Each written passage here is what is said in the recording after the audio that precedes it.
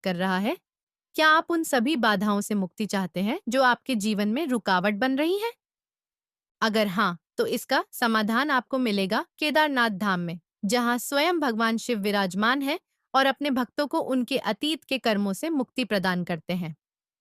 उत्तराखंड की पवित्र और दिव्य भूमि में स्थित केदारनाथ मंदिर केवल एक धार्मिक स्थल नहीं, बल्कि वह स्थान है जहां जीवन के सभी पाप और नकारात्मक कर्मों का नाश होता है। केदारनाथ, शिव का सर्वोच्च धाम।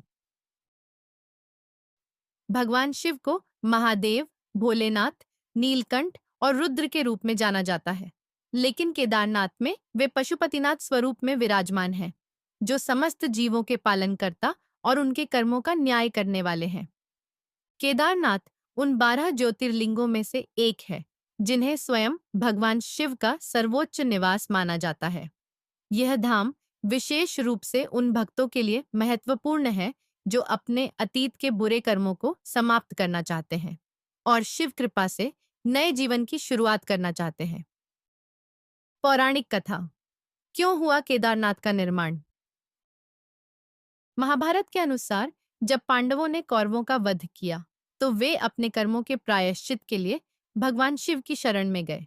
लेकिन शिव जी उनसे नाराज थे, क्योंकि उन्होंने युद्ध में अपने ही भाइयों और रिश्तेदारों का वध किया था।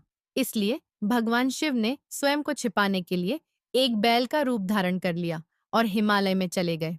जब पांडवों ने उनका पीछा किया, तो भगवान शिव केदार क्षेत्र में अंतर्ध्यान हो गए और उनका शरीर 5 भागों में विभाजित हो गया। कठोर पीठ, पीछे का भाग केदारनाथ में प्रकट हुआ। हाथ तुंगनाथ में प्रकट हुआ। चेहरा रुद्रनाथ में प्रकट हुआ। नाभि मध्य महेश्वर में प्रकट हुई। जटा और सिर का भाग कल्पेश्वर में प्रकट हुआ। इन्हें पंच केदार कहा जाता है। जब भगवान शिव ने देखा कि पांडव सच्चे मन से पश्चाताप कर रहे हैं, तो उन्होंने उन्हें वरदान दिया, सच्चे मन से प्रायश्चित करेगा, उसके बुरे कर्म समाप्त हो जाएंगे और उसे मोक्ष की प्राप्ति होगी। क्या केदारनाथ जाने से कर्मों का नाश हो सकता है?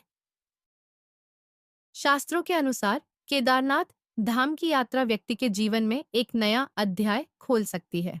जब कोई भक्त यहाँ आकर भगवान शिव की शरण में समर्पित होता है, तो उसका मन शुद्ध होता है और उसे अपने जीवन के